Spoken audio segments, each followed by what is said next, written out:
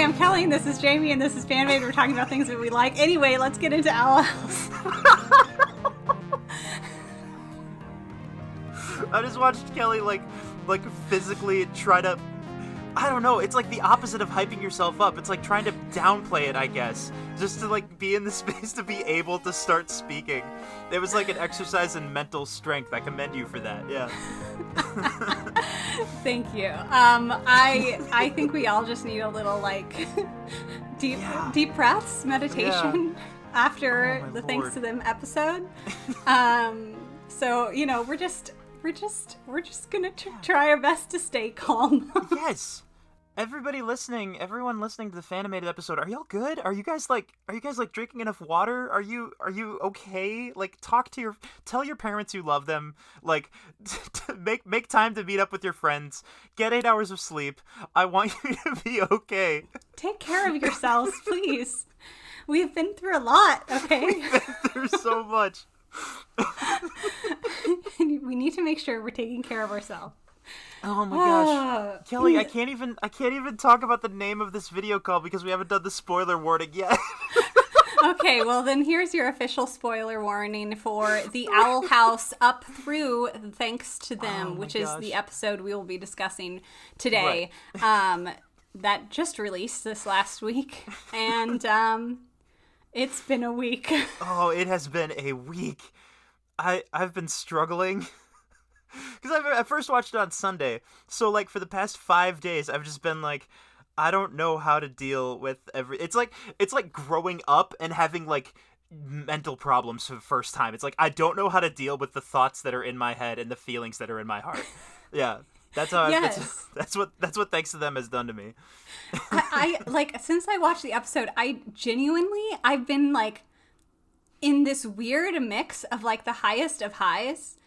And also, like, this deep and utter sadness deep in my soul. Oh my gosh. Wow.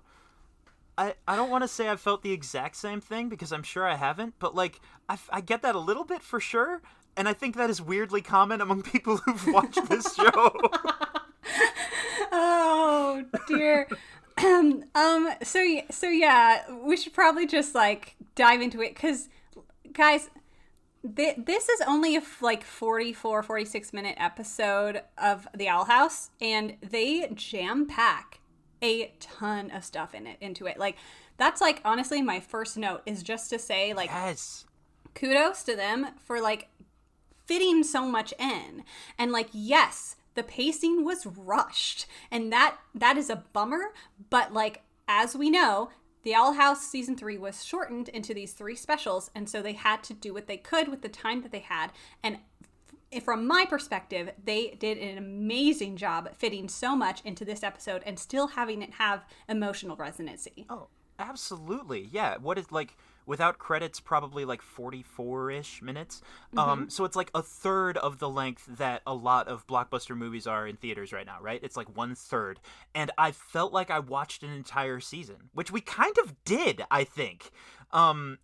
Just because of how absolutely breakneck the everything happens so relentlessly fast and intense. And you get to the end and you're just like, I don't know how to process this. Man, I guess it's a good thing we have months and months to figure it out. Exactly, yeah. We got another 3 months at least. Yeah. And I'm going to need all of that time. Yeah. Yes, absolutely, yeah. To process this episode. So with that, like, Jamie and I just released an Owl House episode a couple of weeks ago. I highly recommend you go listen to that.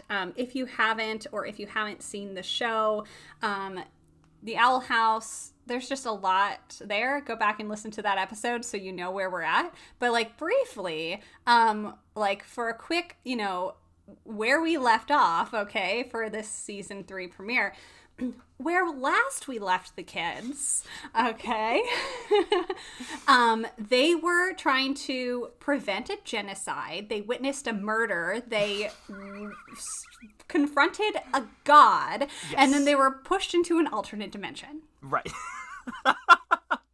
Separated from everyone they know and love, except in Luce's case, which is even more complicated. Everyone on the other side might be dead. We don't know. And they are just left to, like, try to do their best to hang out for a few months and just try to be, like, normal Earth people. Good luck. And that's how the episode starts. Exactly. Which is insane. It's the reverse isekai we've all been waiting for, where we've got all of our witch children stuck in the human realm. And, like, I am... Like, the first, like, 6 minutes of the episode is, like, this really, really quick montage sequence of, like, all these fun and also sad things they're doing. And, like, they're working on trying to get the portal to work, you know, and they're, like, sprucing up their clubhouse and, you know, Hunter gets a haircut and, like, all of these great things.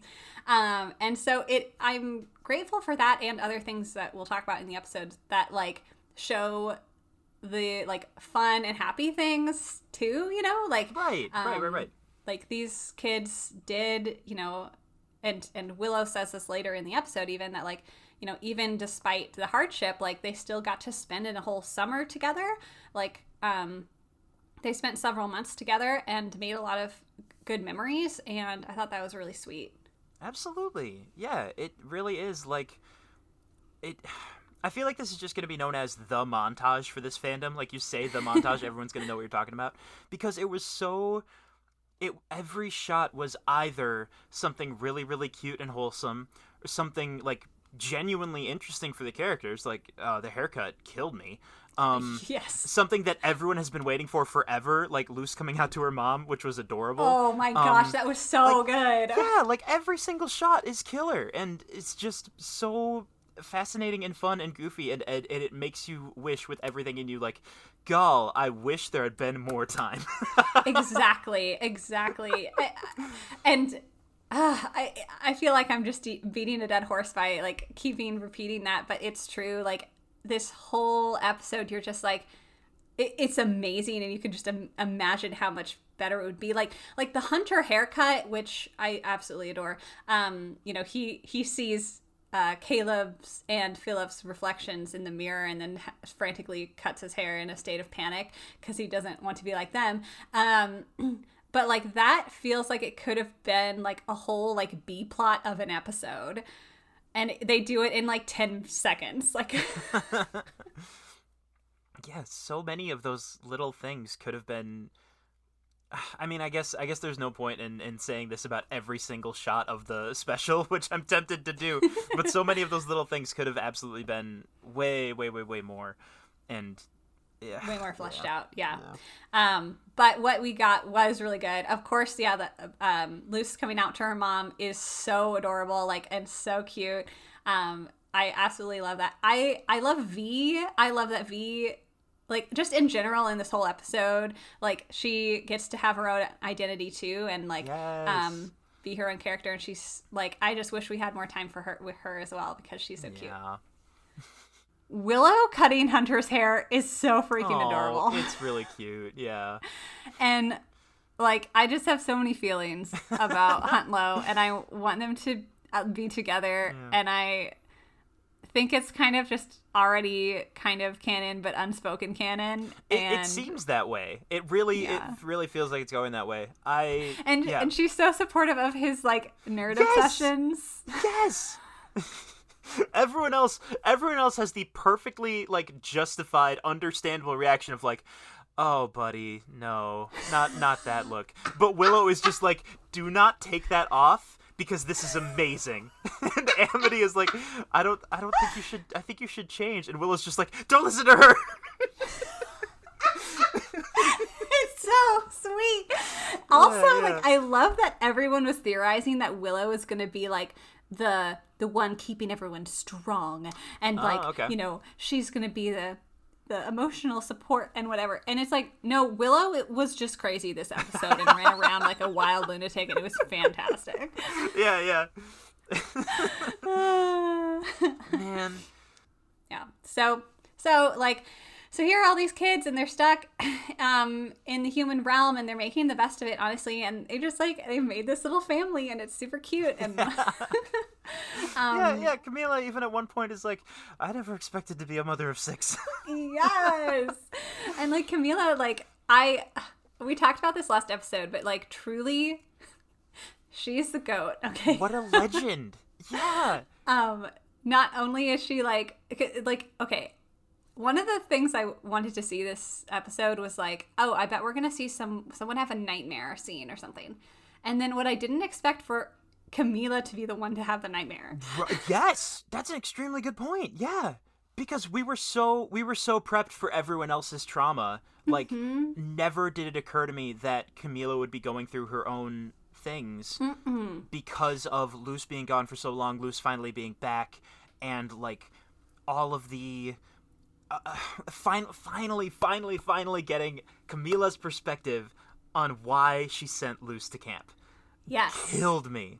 That all comes back around. I wasn't expecting it. I wasn't expecting it to happen that way. I wasn't expecting for her to be, let's be real, kind of bullied into it by the other people in her life who were like, no, this is about, like, the reason Luce needs to do this is because of she's not processing her grief in the right way, and she's being too weird, and she's acting out too much. And Camila is genuinely trying her best to be like, no, she just enjoys being kind of a weird kid. But like, I don't know, maybe you're right. I don't want to hurt my daughter by not doing the right thing. And she's like so torn. And of course this special had yet another way to make me feel absolutely heartbroken for this woman. Like, yes. When I thought we were already past that. Like, no, here's more. Gotcha. Here's more. Gotcha. But she's like the best mom to everyone, and she is like doing her best, like keep taking care of these 6 children. She doesn't even blink. She's just like, yeah, I guess this is what we're doing now. Yeah, there's no way I'm not taking care of you. So like, here we go. Absolutely. Like, immediately they're part of the family, and I just like, I love her so much. I love that this show just treats their adult characters so well. Yeah. And like gave us so much more depth to Camila and her history of, you know, oh, she was bullied too. She doesn't want that for her daughter. And, you know, and just like the little snippets we get throughout the episode about like her being a single mom, like, and about her husband Manny and the loss of him and all of that. So like, there's just so much depth. There's so much depth to these characters, even if they're only on screen for like 2 episodes. Nobody deserves Camila. Like, she's too good. Too good. Too wonderful. So the main overarching like plots of this episode, like obviously there's a lot going on here. The main thing obviously is they're trying to get home, but like the focuses are on Luce and Hunter. Definitely. Luce, both of them actually, and they have this phenomenal sibling scene at the very beginning where they're both like, hey, we both have these secrets that we both know about, but we can't tell anyone else because we're afraid that everyone's going to hate us. And like, for Luce, it's the fact that she inadvertently helped Belos gain power and meet the Collector that started this whole apocalypse. Oh, yeah. And for Hunter, it's the fact that he is a Grimwalker, aka a clone of Belos's brother. And those are 2 really big secrets that neither of them are ready to share with the rest of the kids.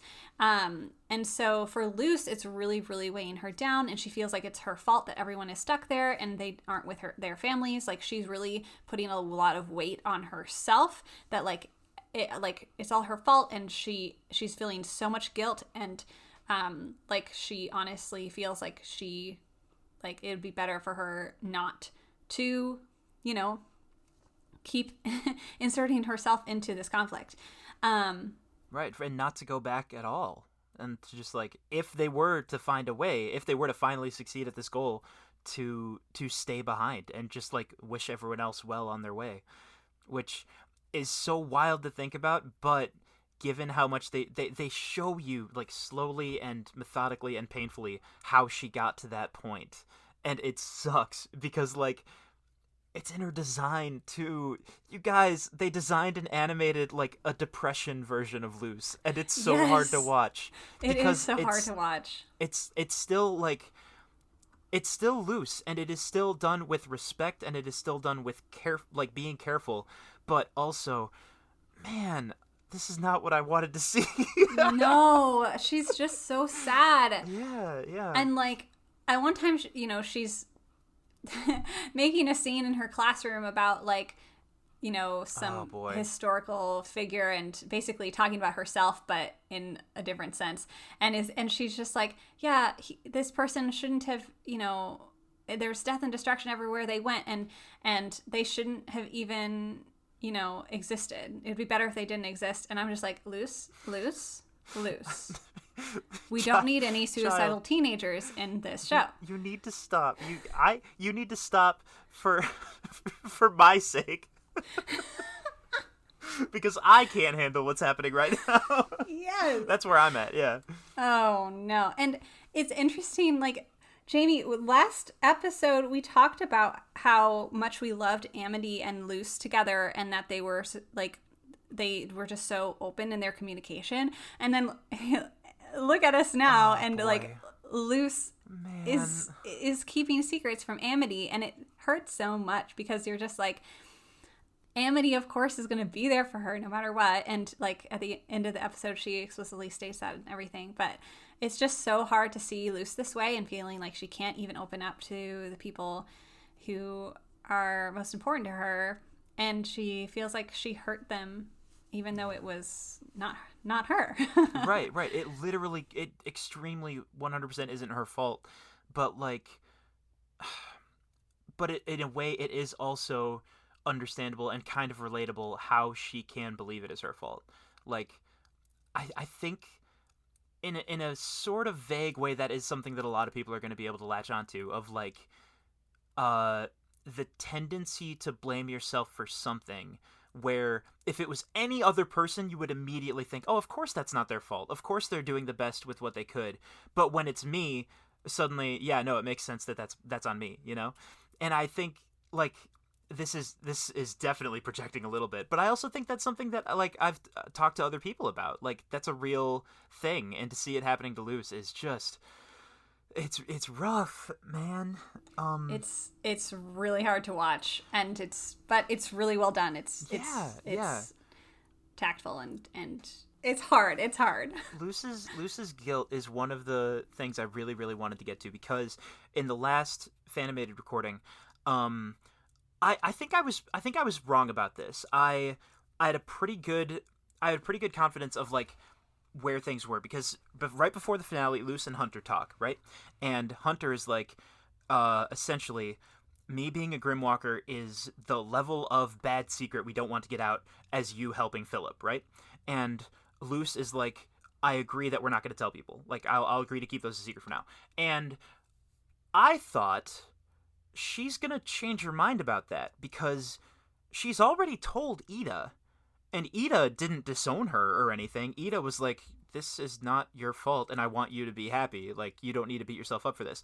So I thought Hunter is still stuck in that place of guilt and worry that everyone's going to turn on him, and Luce is not. That's what I thought. I was very much incorrect about that, because what never occurred to me after the finale is that Luce doesn't just blame herself for Bellows now, she blames herself for the Collector. So everyone who might be in danger, everyone who might be hurt or dead, Luce thinks all of that is on her now. And that never even crossed my mind. So, like, it makes perfect sense that she is also not able to talk about this. And it sucks, but I get why she felt like she had to keep it a secret. Like, we still don't know what they're going to find over there. We still don't know how much the Collector has messed things up. But because her helping Bellows led to that outcome, again, she's internalized that all of this is on her. And again, like, her decision, sorry, not decision, that's not a good choice of words, her tendency to think that way, like, all of the trauma she's gone through, the fact that she is separated from everyone on the Boiling Isles, the fact that she's a teenager and she's still growing up, the fact that she's going through a pretty intense depression, all of those things are, like, keeping her from seeing the fact that this is literally Bellows' fault. And that's it. Like, that is the end of the story. you could summarize the Owl House as this is Belos's fault, and you'd cover like 99% of the show. Yeah, actually. but she can't see that, and like she can't. They have written it and described it and created the story in such a masterful way that like you don't look at her and think, come on, snap out of it. You don't think that. You think, oh my gosh, this would hurt so much. Yeah. Oh yeah. Oh for sure. Man. And like, yeah.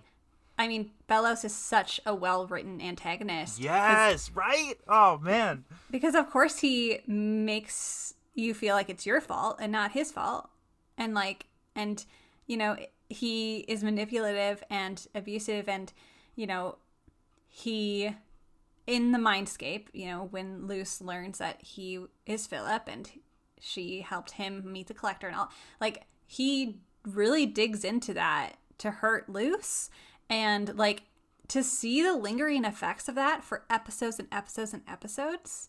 And even now, like, you know, she's probably still gonna be dealing with some of those shameful thoughts, I guess, and like the feeling of shame and the feeling of guilt, and especially depending on what they find on the other side. But yeah, as much as it hurts, like I'm glad that at least Hunter and Luce have each other. Yes. Oh my gosh. Because now that I think about it, Belos kind of did something similar to Hunter. Because when they were in the Mindscape and Hunter tried to ask him, like, what exactly did you do? And Belos doesn't answer the question, and he just says, hey, you're a Grimwalker, have fun with that revelation, and then starts dragging him down into the ground with, like, a reverse zombie movie. It's terrifying. But, like, he kind of does something, now that I think about it, he kind of does that to both of them. Like, instead of actually answering anything, or, like, or I guess I don't know what else he would have done, but instead of that, he plants in both of their minds, like, this is why you should distrust yourself, and this is why you should feel guilty about stuff. And, like, yeah, I knew he was doing that on an overarching scale, but it never occurred to me that he did that to both of them right there in the Mindscape.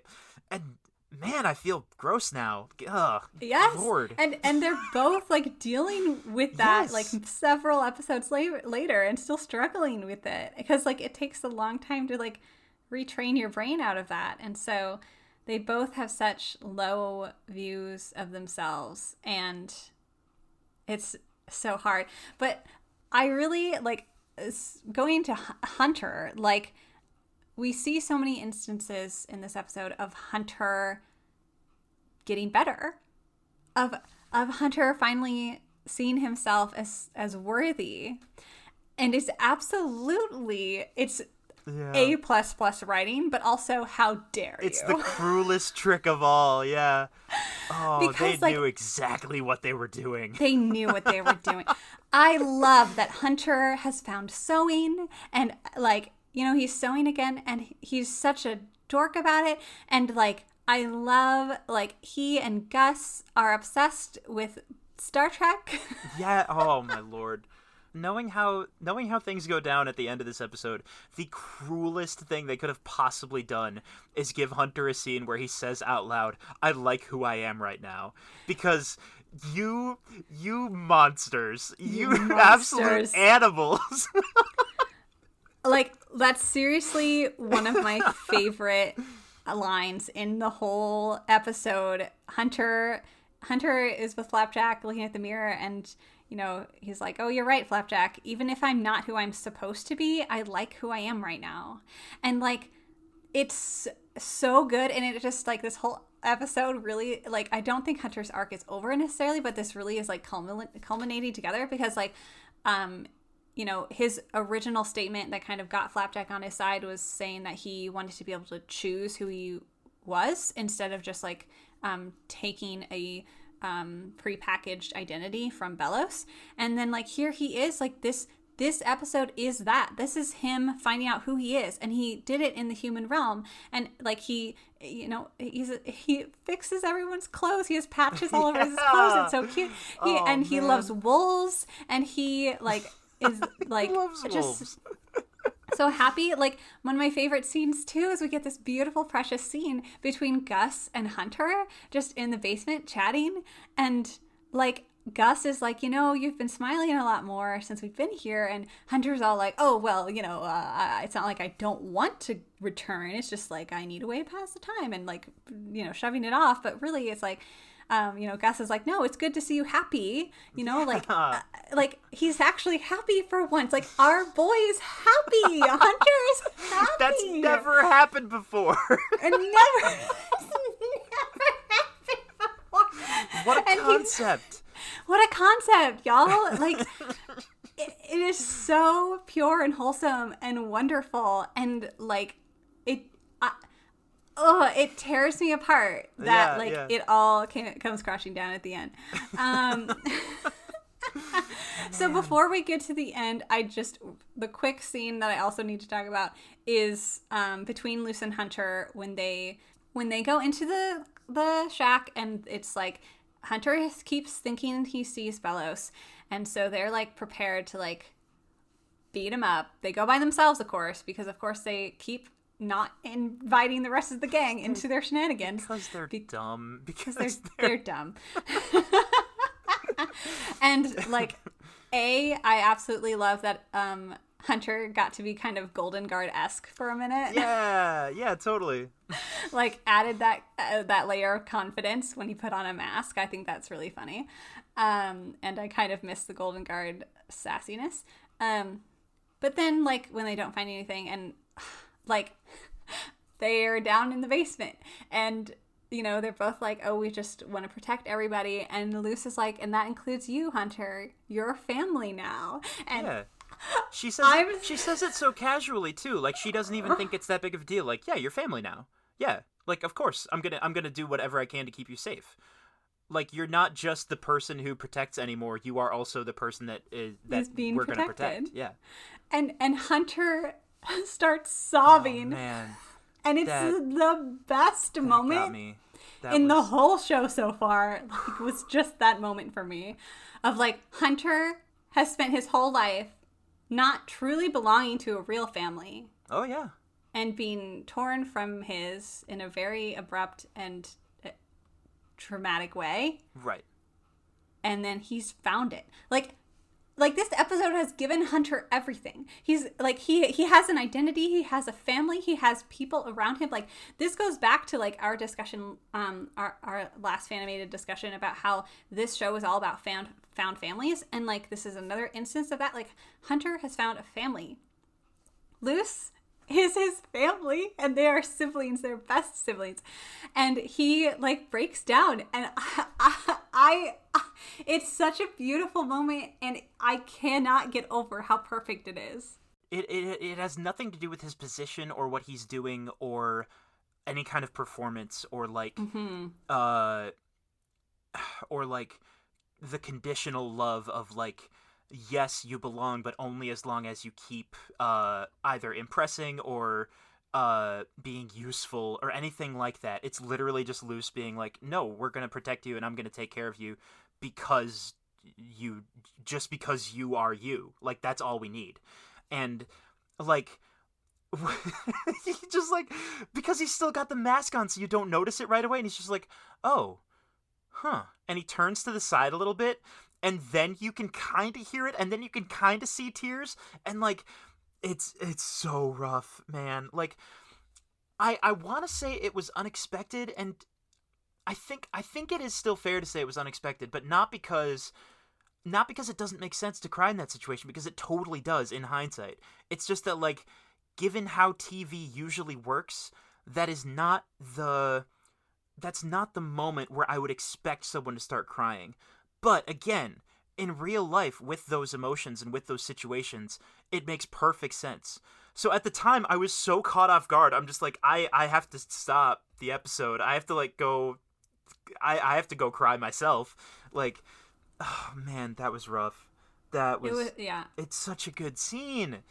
Oh, it's man, phenomenal. It's like, you've spent so much time with these characters, like going back to when Luce and Hunter, are first introduced to each other, like, and how snarky and ridiculous they were, and then they've been through so much since then, and now they're siblings and they're family, and it's so perfect.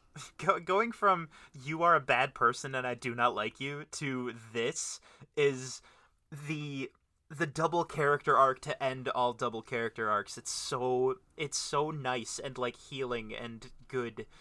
And we don't have to yet talk about what happens right after that with the shadows on the stairway. We don't have to talk about that yet. We can just Nope. right now we can just focus on how good and nice and calm everything is. I don't think anything happens after that, actually. That's the end and roll credits.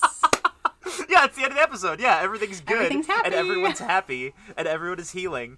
And nothing comes along to destroy that. Nope. Oh, man. Yeah, unfortunately, things don't stay happy for long, because this is the trauma house. It is. It truly more than before, and it always shall be. Always shall be. Indeed. And so, of course, let's just get right to it. So we already knew that Bellows was back, right? Because we had the end of the finale, so we knew that some of the sludge is still around. I did not guess how that would come into play. I did not predict this. I did not predict this either. I thought this was going to be a monster hunting episode or something. Oh, yeah. You know, like, oh, we're going to see Bellows, and no, because you know what Bellows does? He plays mind games. Yes. And it should have been obvious, but no. Hunter gets possessed. Hunter gets possessed. Add one to the possessed animated characters. Yeah. Oh my gosh.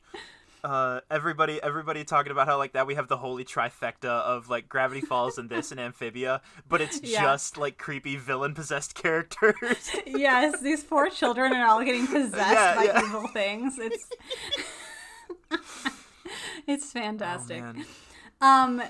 So yeah, Hunter is possessed by Bellows, so Bellows can get the Titan blood that's been hidden in Gravesfield, and for Bellows to go. Bellows apparently wants to go back to the demon realm so he can finish the job of killing all the witches, as the witch hunter that he is, and like the introduction of possessed Hunter was really well done, because Luce follows after him and is on this little island and finds Flapjack cowering and twittering behind a gravestone, and he's like, Flapjack, what's wrong? Why do you look so scared? And then Hunter comes out of the shadows yeah. creepily, and then you see the antlers grow out of his head. And can I just say really quick? Yes. Possessed Hunter character design is legit. It's stellar. It's so good. It's not surprising in the slightest that everyone has gravitated towards drawing this terrifying monster boy, because it is such a cool setup. Everything about it looks so striking and memorable and weird, and like it's. He's only on screen for, I don't know, 8 minutes or something, but like everyone is going to remember that, right? And I love the creepy, terrifying double voice. They use Bellos's voice and Hunter's voice, and so like it just works. Like you're just like, this is Bellows, but also he's using Hunter. This is so wrong. Like Bellows has literally tortured this poor kid beyond, and now he's literally, because to Bellows this is what Hunter has been this whole time, just like a puppet. Yep. Now he's just taking it literally, and it's really depressing. It sucks so much, because this is just like the latest in the line of ways that Bellows has been like, how can I just absolutely wreck everything in this kid's life, even worse than I did last time?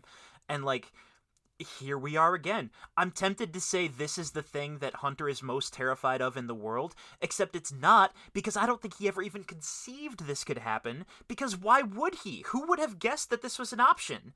So, like, the first time he even gets a hint that Bellows might be back, there's a shot of him turning, and we see his face, and he looks so terrified instantly. Like, he's so absolutely the very concept that Bellows might be here in this world somehow has him so horrifically on edge that he, like, yells at Flapjack, and he gets way, way, way, way thrown off his game, and he feels like he's losing all those bits of progress that he made, and he's losing all of those safeguards and, like, things that made him feel good about himself, and he's getting more and more paranoid and freaked out. And, like, the ramp up to this ending, where we as the audience see how Bellows is, like, taking him over more and more, but Hunter doesn't see it yet. He thinks he's just running after Bellows, is, like, the most psychologically horrifying thing. We see the green spreading across the skin, and we see it coming out of the cut on his finger, and we see his eyes changing, and we see him, like, doing the voice thing when he yells at Flapjack, which I hated that. Oh, that hated was that terrible, a lot. terrible. It's not on board with that. No. It gets so bad. And then, yeah, just like you were talking about, once we actually get to the ending where he's, like, fully possessed, that is, it feels like you have two different, like, as a fan, you have two different parts of your mind, right? One, which is like, this is really cool. This is super well done. What an exciting climax. I'm having such a great time. What a great story. And the other part is just like, I hate everything, actually. This is wrong. All of it is wrong. This is all wrong. And, like, it sucks. It just punches you right in the gut of, like, what in the universe could hurt him the most? I don't know. Probably this. Probably this. Yeah, like, oh, we let Hunter be happy for too long. Let's remedy that situation. This boy cannot be happy for 5 minutes. It's just, it can't have it. Cannot if do he it. doesn't get a happy ending, I am going to sue. Oh, man. We haven't even talked about the end of the fight yet. We're still at the beginning of the fight. Listen. Okay, well, let's get through. Okay, so basically, really quick, there's the... they pulled the money out from under the mattress and got us, like, the best 30 seconds of animation. What like, is the term you used last time? I can never... Sakuga. Yes, what is that? That's Sakuga so is an anime term for when, basically in anime, a lot of times they funnel a lot of the budget and time into animating the fight scenes. And so Sakuga is those quick moments of really impeccably animated fight scenes in anime.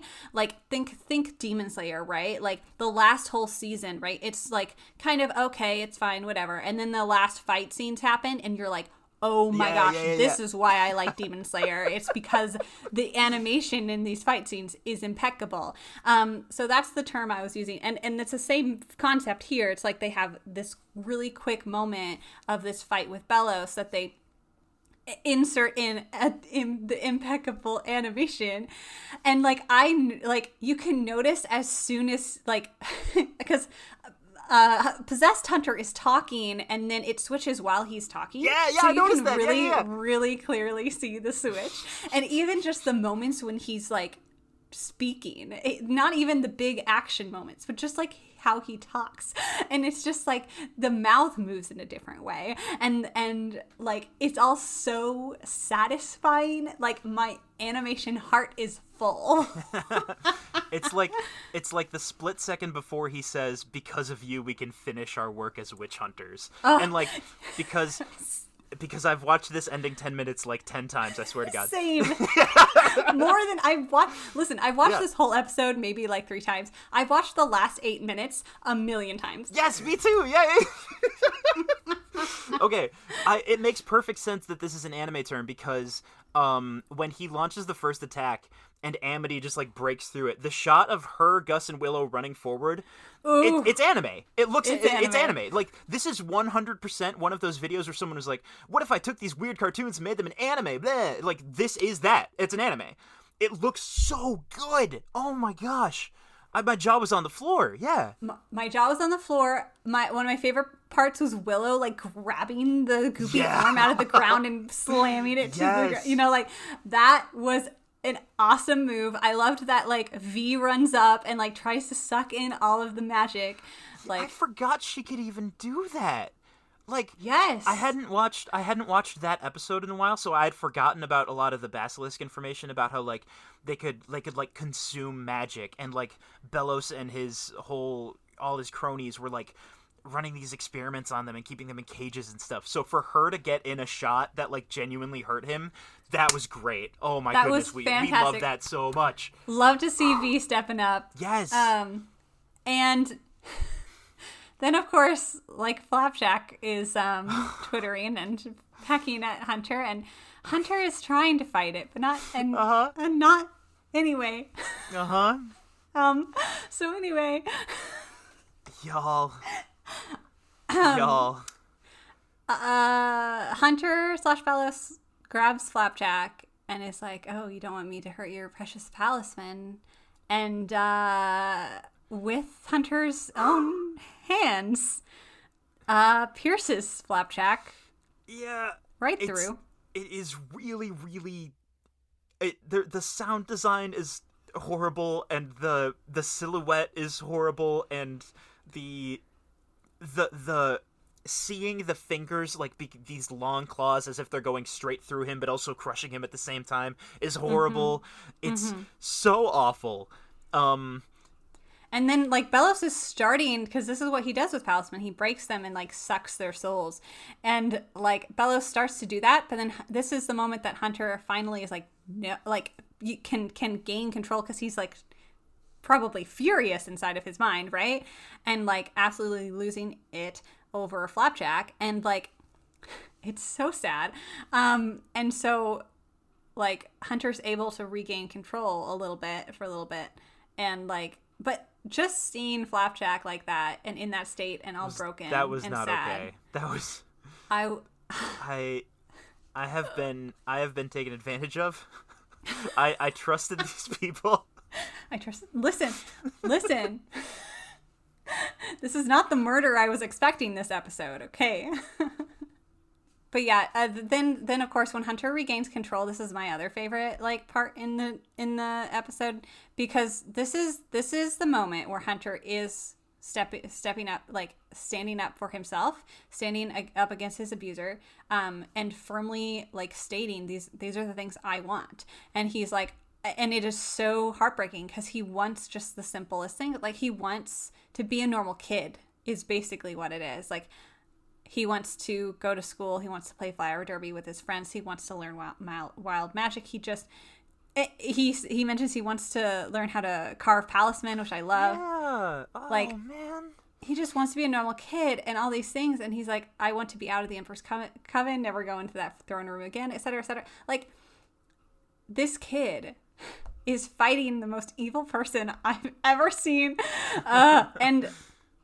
And so he takes the vial of Titan's blood that, like, is the way to get home, and he throws it into the water.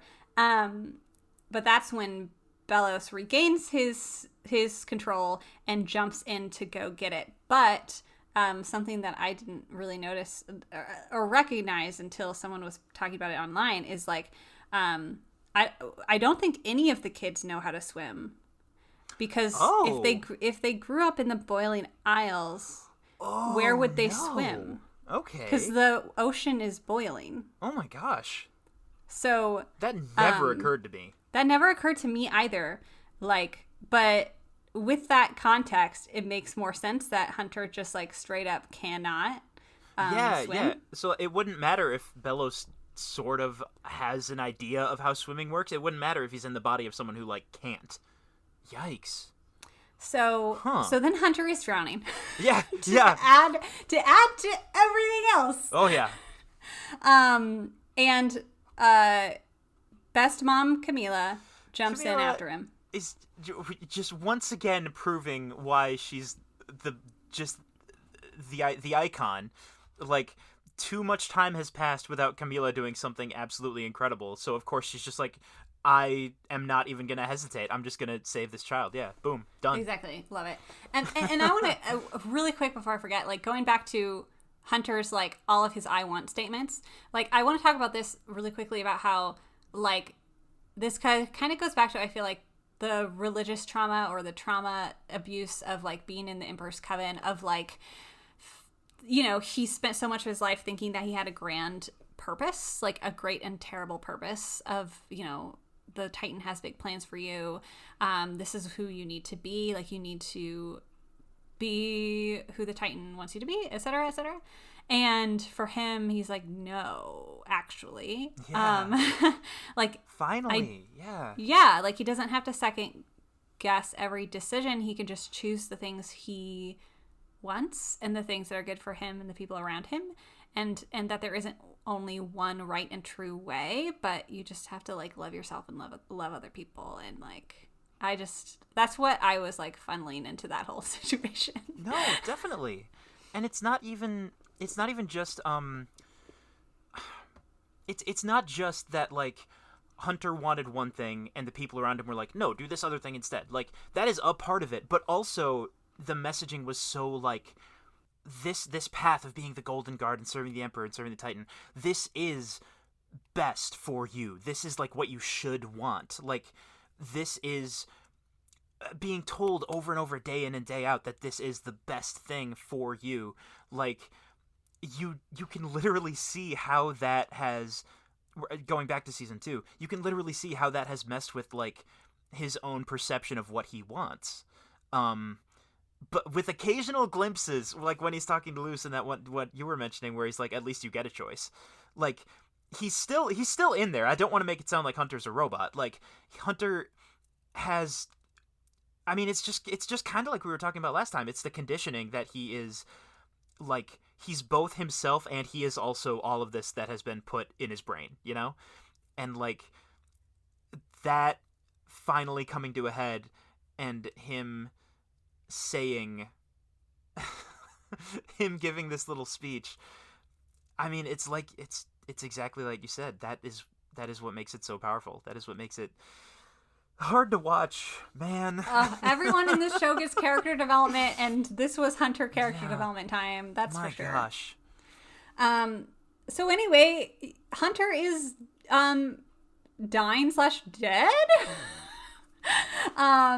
And Belos like shoots out of him and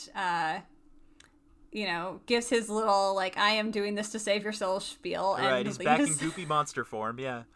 And he goes back into the to the Boiling Isles. He opens the portal and heads in there. Which, just want to mention, I was not expecting Belos to survive this episode. Ah, okay. Like, I was really thinking this would be the end of Belos so that they could spend the rest of the time dealing with the Collector. And so this leaves a lot of, like, questions I have, but we'll get to that at the end. But, like, just the fact that he got away is kind of interesting to me, and I want to talk about that later. But my another favorite line is right after Belos leaves. It's like, it pans back over to Camila, and she's like, that's the Belos you've been fighting this whole time? Yeah. She is just like, what has my child been doing? This poor woman is trying to deal with, like, if you had listened to our Owl House episodes without having seen the show, that's Camila's perspective, because she's just like trying to understand all of this stuff. And at the beginning, she's like, okay, so you're fighting. Let me see if I'm tracking here. You're fighting this Emperor guy, and he's evil, but then he got taken out by a newer, smaller bad guy. Is that right? She's trying so hard to put all the pieces together. And like, yes. From her perspective, she's following these kids on Halloween night, and then suddenly one of them went crazy and had magic powers and started fighting the other ones, and then she saved him so he didn't drown, and then suddenly there was just this monster dude with antlers walking into a portal. That's like all she knows. Like, she has what they've tried to explain to her, of course, but like, from her perspective, this is insane. She's just like, that's Belos? Oh my goodness. Oh my goodness. It's real good. Oh gosh. And so we still have, Hunter in a state here. And like, I really have been thinking a lot about this, like, about whether, like, was he actually dead in this moment or was he just dying? Oh, because boy. I know it doesn't necessarily matter, but it matters to me. No, for sure. Because, like, Willow is shaking him and she's like, he's not moving. Yeah, that's right. He's not moving. Oh boy, I guess I assumed he was still alive for the time being, and that's why they were like, what do we do? Do we call an ambulance? Da-da-da-da-da. But boy, you might be right. I mean, that's what I thought too originally, was just like, oh, well, he's just like, he's in trouble for sure. But But because I like angst and I like the drama, like I like the idea that it's like, oh, he was for sure dead. And now this is where I start to get... Because we don't know exactly how Grimwalkers work. Yeah. Yeah. I mean, and here's the thing too, is like, I like thinking about the overall narrative of Belos and the Grimwalkers in general, right? And so here we have to Belos, just another Grimwalker, just another casualty, just another like tool being tossed aside, and like every Grimwalker, every time has been murdered by Belos. Right. But like the reason Hunter is different is because he's the only one that has Flapjack. No, stop. No, come on. Stop. We can't do this. We can't do this on Fanimated. No, come on. Okay. And Flapjack makes the difference. Okay. Stop, man. Okay. And so Flapjack, being like torn to shreds and on his like last leg, flutters over to Hunter and like gives his life for Hunter basically, and disappears into these beautiful like floating lights, and Hunter wakes up. It really speaks to like the emotions of the storytelling and how this ending scene plays out. It speaks to how good it is that the instant Flapjack starts like trying to make his way over towards Hunter, even though we have no specific like info reasons to think, oh yes, this is one of his powers that he can do. We haven't heard anything like that, but everyone immediately knew, oh no, don't do this. Don't play with my heart like this. And sure enough, Hunter is alive, and Flapjack is nowhere to be seen. Flapjack is gone, and like there's a lot to think about in regards to this phenomenon, like how Hunter's eyes are now no longer pink but brown. Yes, right. And so the question is Hunter still a Grimwalker? Or did somehow... This is the question, yes. This is a question to consider. Or is like Flapjack... Did Flapjack make him a witch or a human? Or because Flapjack's eyes are brown. Mm-hmm. So it's... No one is quite sure about this. No one's quite sure. It also begs the question, like, will Hunter be able to do magic? Like a normal witch, because he's been magicless and has to use a staff to use magic. I personally hope that's not true, because I like Hunter as disability representation. Yeah, okay. But like if he could just like zip zap transport without that'd be so using cool. I mean, that would be pretty epic, I'm not gonna lie. Yeah. Anyway, so those are some things to think about in regards to that whole bit. That's interesting. I do kind of want the Grimwalker thing to still be a thing, because again, 45 minutes, you're trying to do so many things. I cannot be greedy and be like, I need more development on every single thing you've ever talked about. But like, I do kind of want his worry about telling people that. I don't want this to be the way that is dropped, you know? Yes, and I agree. think it will be. No. But I do sure want to know what he is now. Like, is Flapjack a part of him? Is he a part of his soul? Right, yeah. What does the eye thing mean? Like, where are we going from here? Why did after Belos left him, why does he still have his old look and the haircut and everything? Like, that might just be a design thing, but I'm so intrigued anyway. Like, yeah, no, I am upset that they gave my poor boy more scars to deal with. They gave him more scars. They gave him, like, Belos-looking scars almost, because that's where they were on Belos' face. Like, so of course they'd still be there. All over his face, his arms. Like, have you not done enough?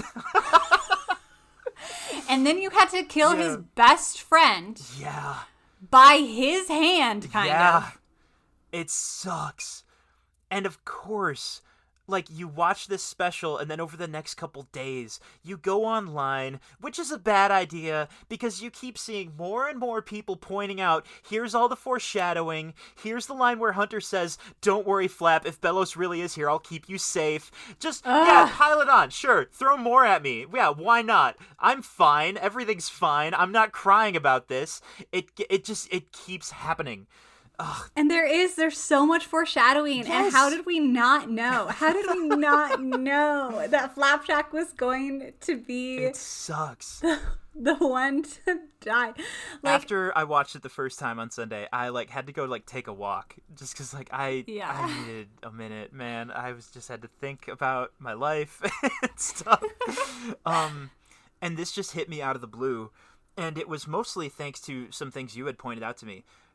Because, as you have talked about, as you have mentioned, and I didn't pick up on this, like, the whole thing with the Palisman in the episode where Luce has to choose one is that they are, like, sensitive and attuned to the thing you want most, right? And they're not on board unless you are able to communicate that.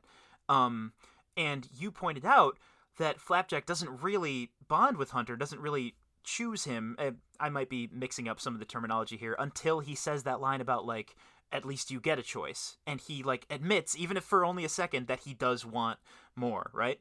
So that in mind, I suddenly realized that Hunter's line to Bellows in this special, where he says, you know what I want? And then he starts listing very specific things. It suddenly hit me that Palismans are all about the witch they choose knowing what they want deep down. And the very last thing that Flapjack heard Hunter say before he died was him clearly, specifically, and unequivocally telling Bellows, this is exactly what I want. And it's not for you. It's not for the Golden Guard. It's not for what I'm supposed to be or what anyone else has told me I'm supposed to be. It's just me. And that's what I want. Yes. And I suddenly thought to myself, Flapjack died proud, and I started crying immediately. Oh my goodness. I was so not ready for that. That's so fantastic. I love that. Yeah, yes. Yeah. And I never, it's like, I don't pick up on gosh. deeper media stuff like that. I don't make connections like this usually. This is new territory for me. Oh my goodness. Yes. Like, it's a full, like, circle of, you know, that little, you know, Flapjack's arc has been completed. Like, his witch knows what he wants. And, wow, that's really great. It really kills me. It's so good. It's so rough. Like, Oof. there will always somehow be more and more details that are just, I thought we were done. I thought I could move on with my life. And nope, not yet. Not today. No. So the kids know that Hunter is a Grimwalker. The kids know that Luce has her tail. She gives her whole, like, confession speech, basically. And, of course, Hunter is the one who's like, Luce, that's what Bellows does. He tricks people. It's not your fault. And listen, Hunter, this whole last little bit is, like, empty. Yeah. No, it hurts to watch. Yeah, it hurts to listen to. Watch. And then he's like, time to go home, Flap. Oh, and then enters the portal like, I wanna puncture somebody's tires. I'm so angry. Like, you can't hurt me like this. You're not allowed. I never signed anything. Like, we say all of this, and yet I'm just like, more, please. More.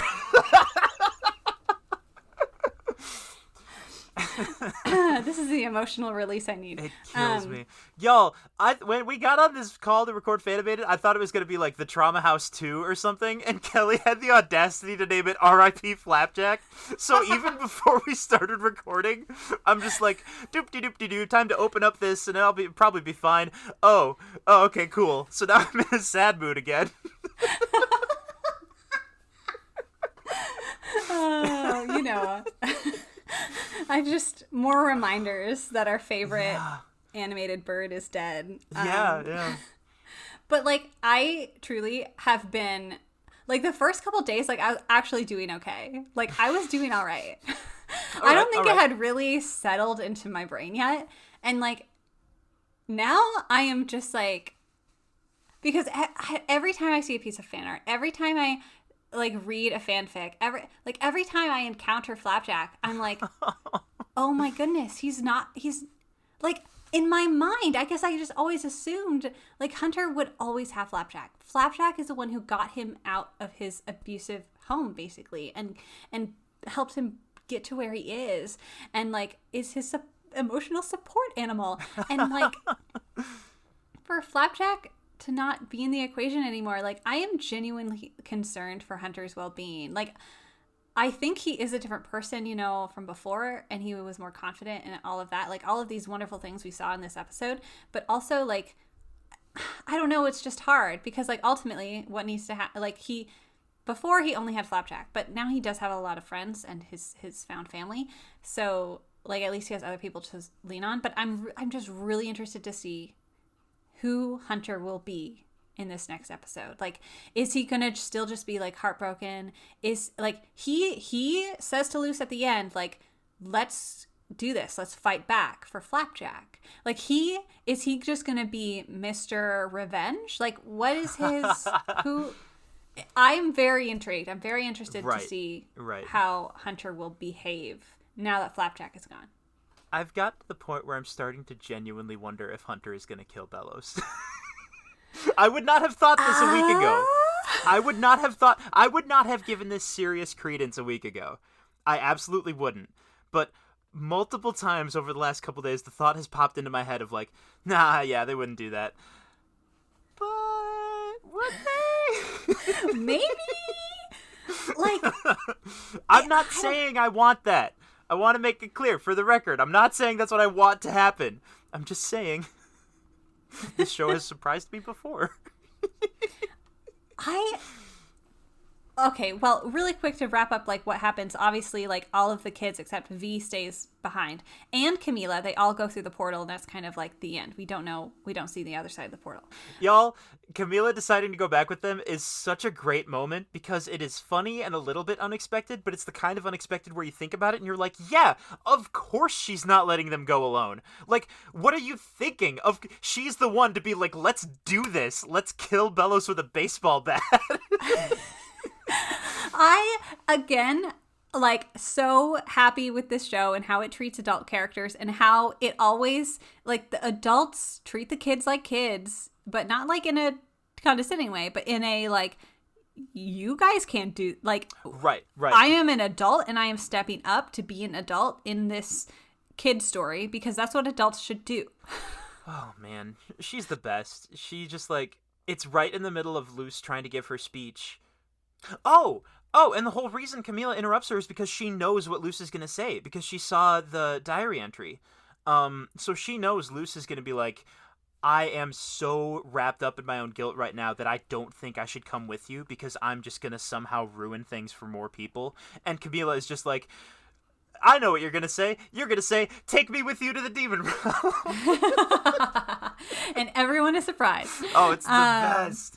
And so I cannot wait to see Camila, like, hit Bellows over the head with a baseball bat. Oh my gosh. Everyone wants Camila to, like, have an interaction with Ida and, like, see the Boiling Isles and, like, do something just absolutely incredible because that's who she is and she doesn't get enough recognition. So good. Oh, man. No, I'm wait. So looking forward to that. Yeah. I'm so glad she's in the group. She's in the squad now. Yeah.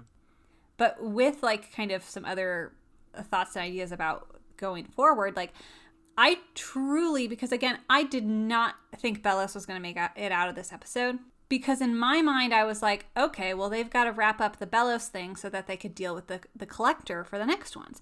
And so for whatever reason, like, I just found that odd that Bellows is still alive, and, like, I'm excited because honestly, I think Bellows is a better villain than the collector at this point. Like, because regardless of the whatever else we learn about the collector, Bellows is the antagonist that we've been following this whole show, and so for them to, like, not have him at the very end would feel weird. Yeah. And thanks to them really established, like, in stone that Bellows he's the story. Like, he's the past, he's everything with Luce and Hunter. He is the story of the Owl House, right? And, like, I did kind of I think I did kind of assume that like the Collector had usurped him as far as the narrative went, but now that we've seen this and I've had time to sit and think about it also, I think it is the better move to have him stick around. Yeah. Yeah, I think so too. It just makes me really question why the Collector is even in the story, to be honest, and then it makes me wonder like how this all is going to end, because right. The Collector and Bellows, something has to happen with both of them, honestly. Like these loose ends need to be tied all together. And the other reason I'm excited that Bellows is still alive is narratively, we actually got way less Woodbane content than I was expecting this episode. Okay. And with Bellows still alive, there's still a chance to like learn more details about the Woodbane brothers. We got a lot of questions. we got scarce answers, but we got questions. Yeah. So like, I truly thought that it was possible we would get like a Woodbane flashback, and honestly, at this point, I don't know if they ever will. But like, it's possible. But like, we got a very brief puppet show, which honestly is fine because it would have taken time away from the other things in this episode that I loved so much.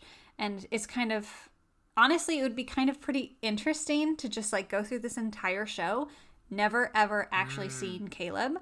Right. Because he is just like the ghost of this narrative that haunts everyone. It's fantastic. I really like that description of it. Holy cow. Yeah. Okay. Oh, yeah. Interesting.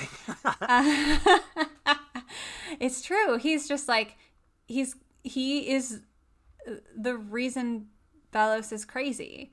Like, but we got Caleb's wife's name, Evelyn. Oh my gosh. Which just re-emphasized the Clawthorn theory. Yes, again, right? Listen to our last discussion on that, yes. Because like I think that Caleb's wife was a Clawthorn, and so Evelyn and Caleb are the ancestors of like Ida and Lilith and everyone. Because Evelyn obviously sounds like Edalyn and Gwendolyn, like all of the names of these ladies in the Clawthorn family.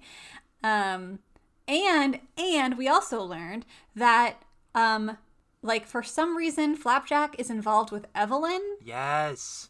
Because not only in the puppet show, it was like the witch's hand had Flapjack with the fire. Yeah. But then also because Bellows in his delirious state was calling Flapjack Evelyn.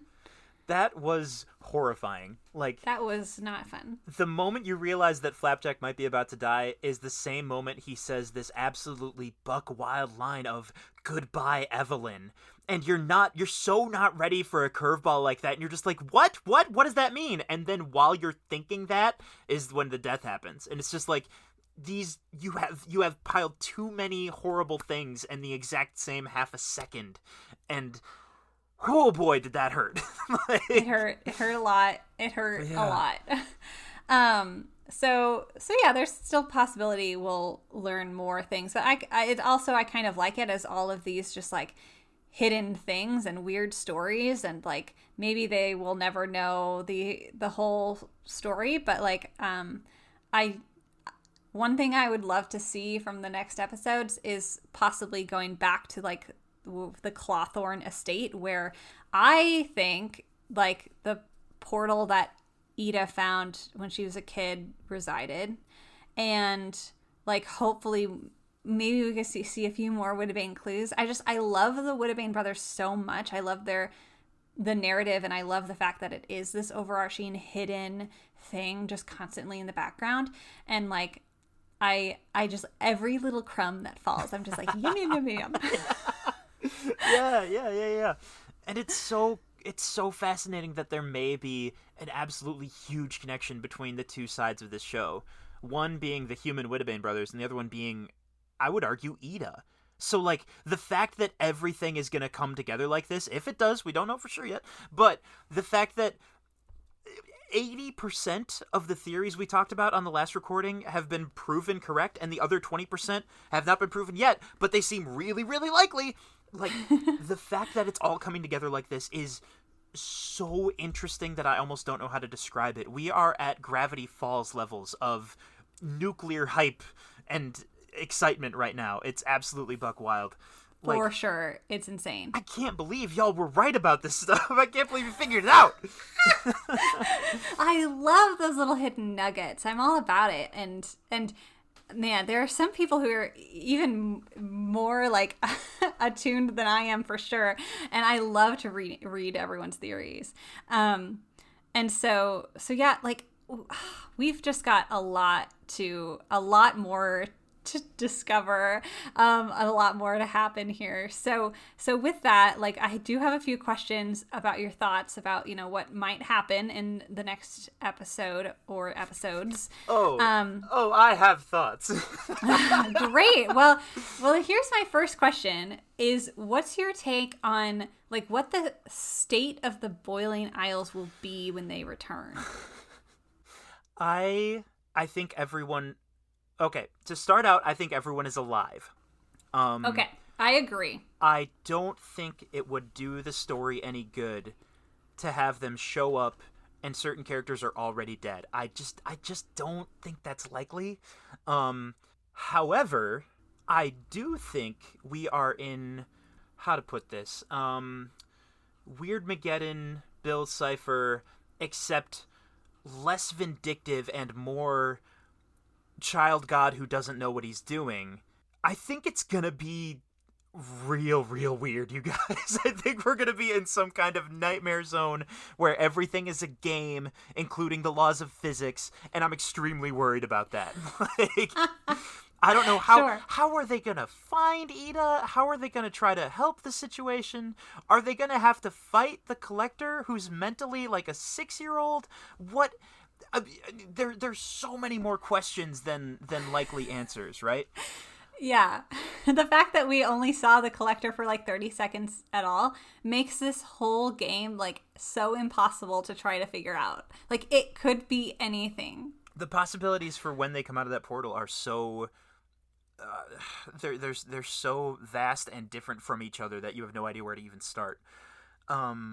The only thing I feel like I have more concrete ideas about, or at least more interesting stuff to talk about, is Bellows. Because I'm going to walk you through my experience after this episode. Because there was all the stuff, all the incredibly emotional stuff with the main characters. And then, like, a little while later, I was like, so wait, why did Bellows go back? Is he just, like, really hoping that he can still kill everyone on the Boiling Isles? And then I got an absolutely hilarious text from Lowell which said, what is even Bellows' plan?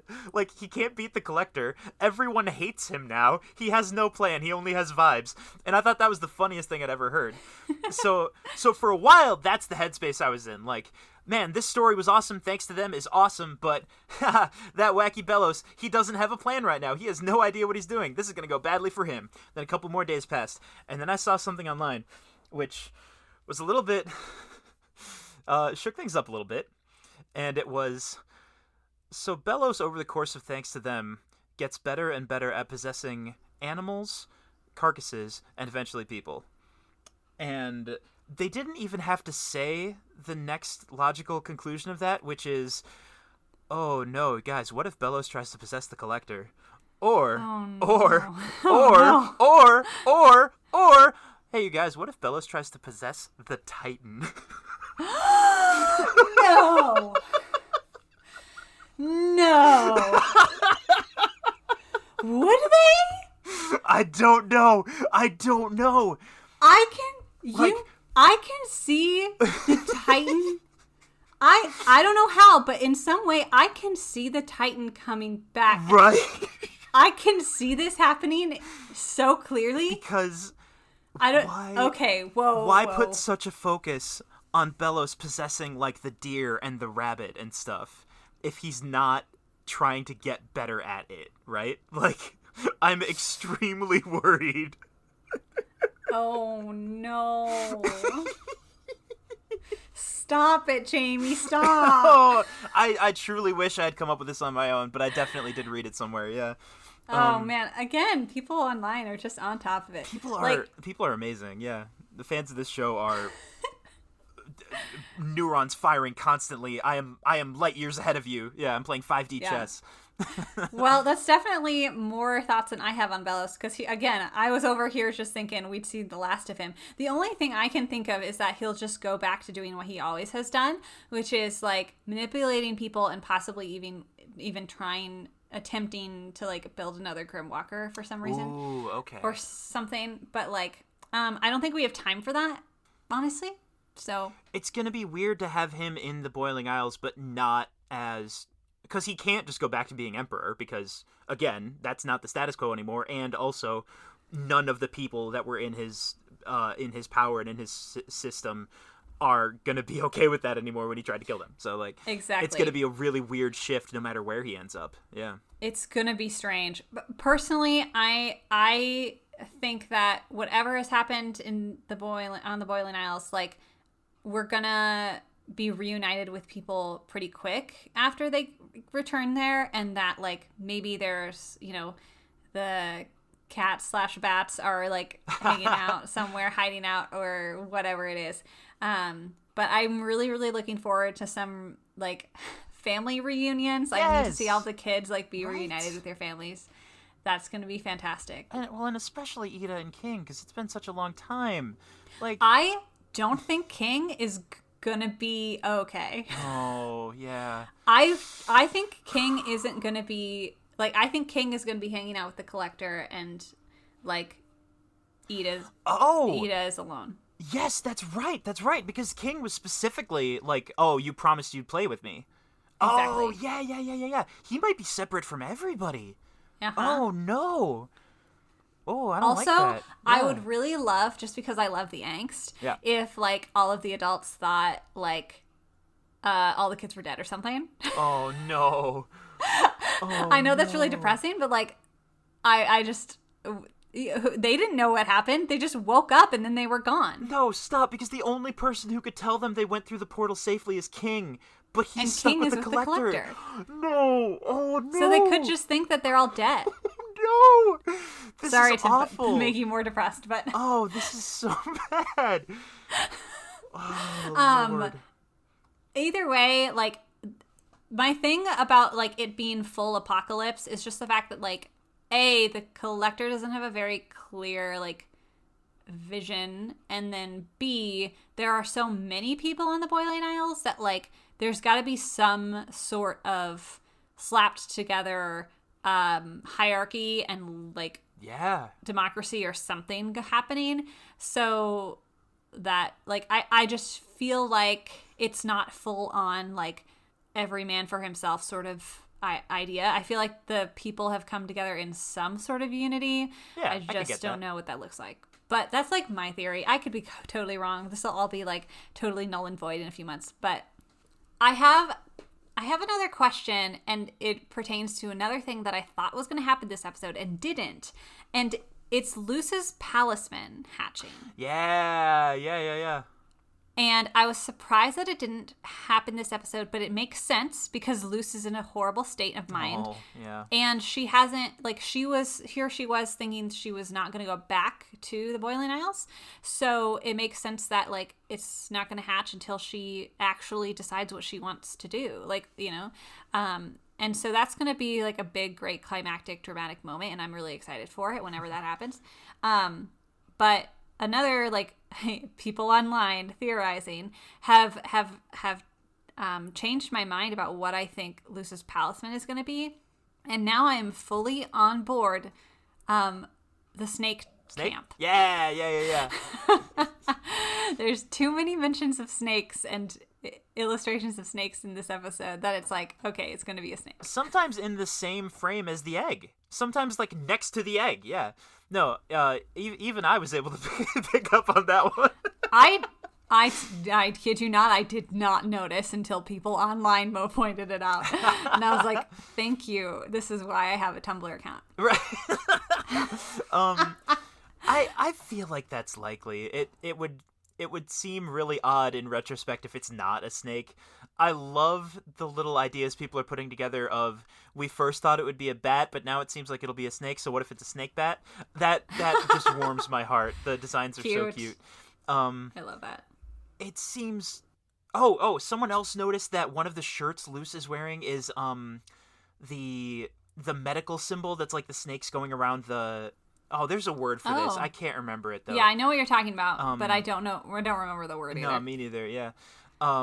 So like people are noticing more and more stuff in this special that points to snakes, and of course there's the flashback with the snake skin, and like it seems likely, and I think you could even argue that the egg hatching could literally be the different little layers unraveling, and it was just a snake the whole time. The whole time, yeah. I would love that. Snake is looking like the leading theory as far as I can tell so far. I agree, 100%. Yeah. So my final question about this episode is, why is it called Thanks to Them? Thank you, right? Yes, I haven't figured this out. Like, because I haven't decided either, and I don't think it necessarily has to be one specific answer. But like before the episode aired, I was in the camp of, it's thanks to the Whittabanes. Like, this is going to be about the Whittabanes. It's thanks to them that this whole thing happened. And even though I still think that's true, that like it's thanks to them that this whole story is happening, but like the episode barely talked about the Whittabanes, so it doesn't feel like that's the answer.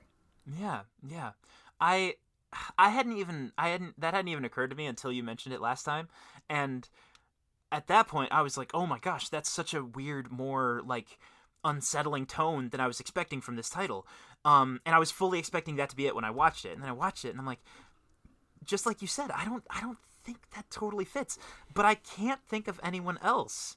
Like, is it thanks to Luce and Hunter?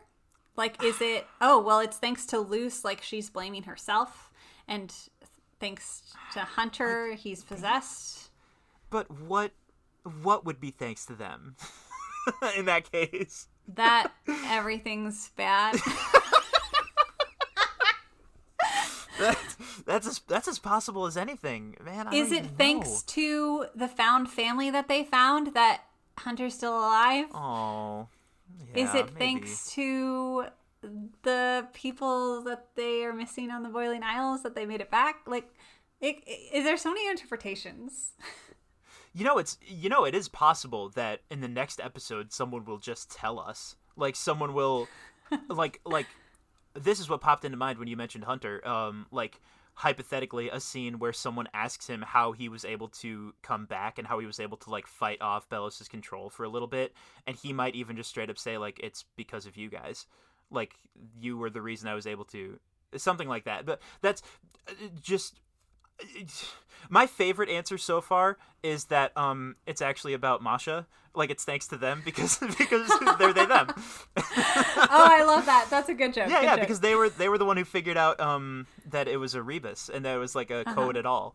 So technically, without them, this wouldn't have worked out. Yeah. Oh, that is fantastic. I really like that one. I approve. Yeah. I cannot think of. I just don't know. I don't know who we would be referring to. Like, I'm trying to go through each character and thinking about this from their perspective, but I'm coming up with nothing. Yeah. That's such a good question. There are lots of different interpretations, but I kind of like that it doesn't have to be one specific answer. So I do have one more thing I'd like to talk about, but it's not. The problem is it's not specific to the special. Because I just earlier today learned that there are secrets in this show. I didn't know that before, and I super want to talk about it. The problem is it's not 100% relevant to Thanks to Them. You know what I mean? What are we talking about? What secrets are we talking about?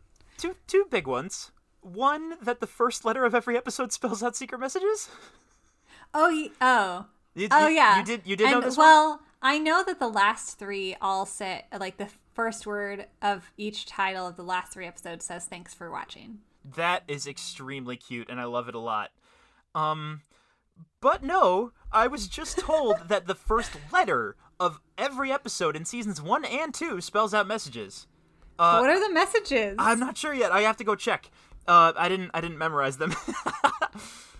There's another one, but it's less clear. And it takes a lot more effort. It's a lot more Gravity Falls, which is apparently in every episode somewhere there are like little rune symbols, like in every episode, and people have like copied them all down and tried to figure out which one is which letter and stuff and tried to translate them and everything. That one I know much less about. I don't know if people have figured it out yet or if there's like a code or like a code breaker, but it's there. I love animators. Thank you for putting fun little secrets for us, because that just is so good. Oh yeah, no, it takes me right back to 2012. It's so fun.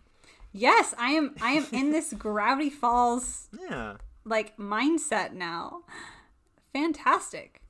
I just came across the first sentence from season 1 reads, "A witch loses a true way," in reference to the season 1 finale where Luce loses her true way home. Second sentence from season 2 reads, "Seek the key, fear the lock," which possibly references Luce's journey back home, but the terrible price of King releasing the collector. Ooh, interesting. Oh, every episode also features a coded message in the background. The season 1 message reads, "Two witches torn apart, now alone.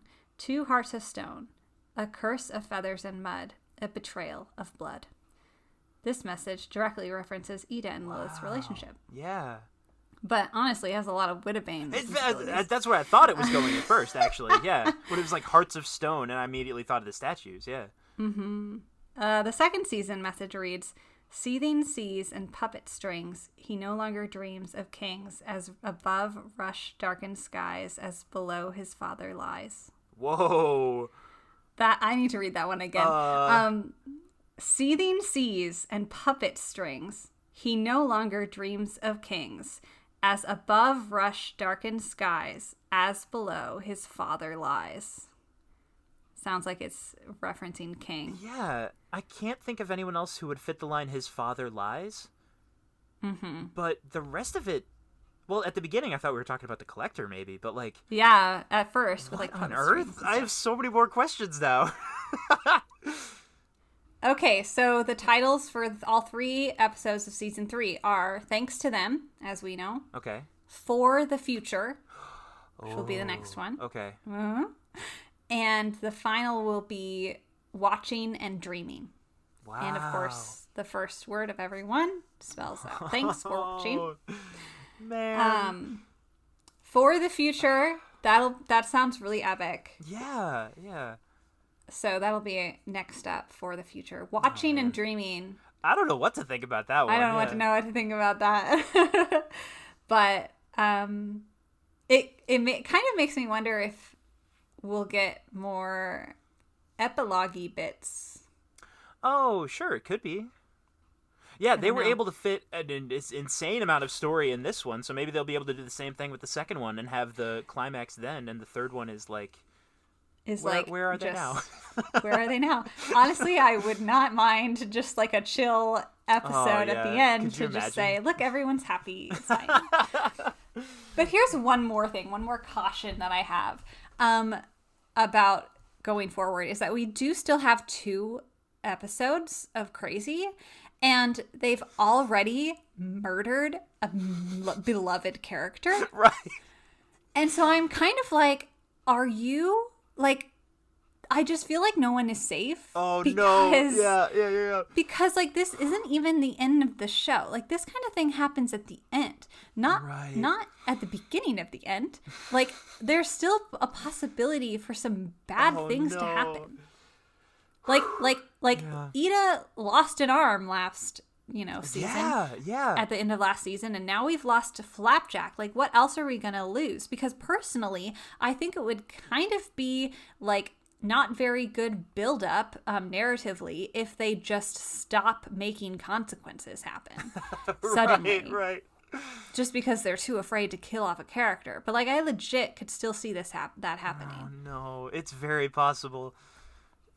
Because like I'm still just in shock. Maybe I'm just in denial. But, no. I think you're right. Like, I saw someone make a pretty strong case why they think that Lilith is gonna die in the finale. Oh, and that really messed with my head for a while. Please no. It would of course it would be a very in the process of stopping Belos and saving Ida, right? Like of course that's how it would happen. Like I've seen people think the same thing about Ida. I've seen people think the same thing about Luce, although I don't think they have quite as much ground to stand on. That seems very unlikely. That seems just that does seem just ridiculously cruel.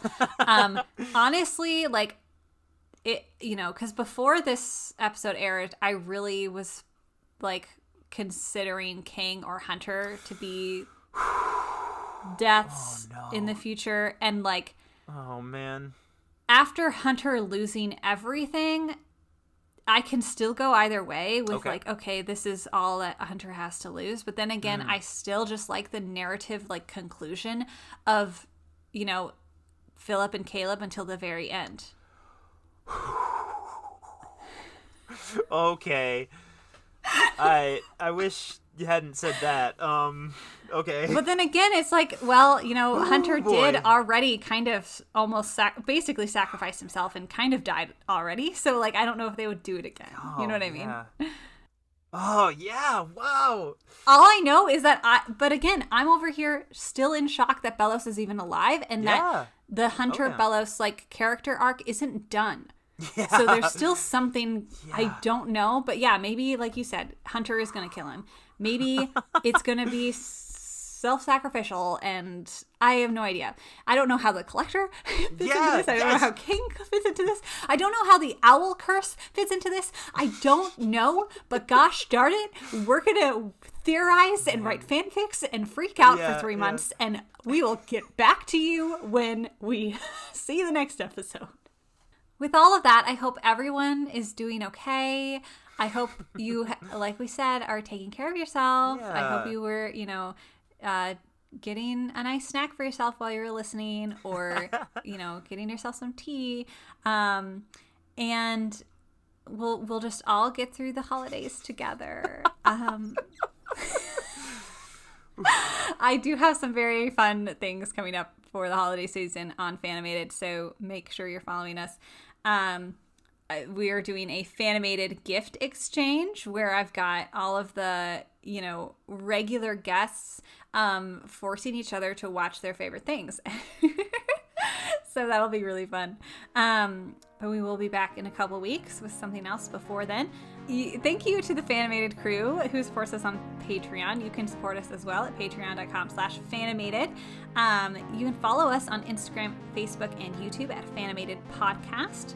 The music is written by none other than the one, the only, the J.B. Krause. That's him. That's him right there. I interrupted you to say, that's me. It's you. It's really kind of counterproductive, yeah. The art is done by myself. You can find me on Instagram and Tumblr at Candor Draw. It's literally just Owl House right now. It's all Owl House, but it's so good. Thank you. I am drawing Hunter like it is my job. And we will be back soon with more animation discussion. So in the meantime, stay tuned. And stay animated.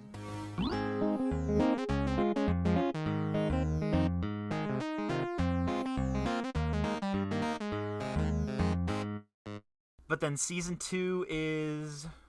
Seek the key. Fear the... Fear the lock? Lock? Whoa! Whoa! That is a good one! Oh, that's awesome! No. That's so scary! What? That is... Wait, seek the key, fear the lock? I love that. Like, as I was looking at the letters, I was, like, getting genuinely spooked. I'm getting That was chills. incredible. Oh my gosh. Yikes. This is the only kind of jump scare I like.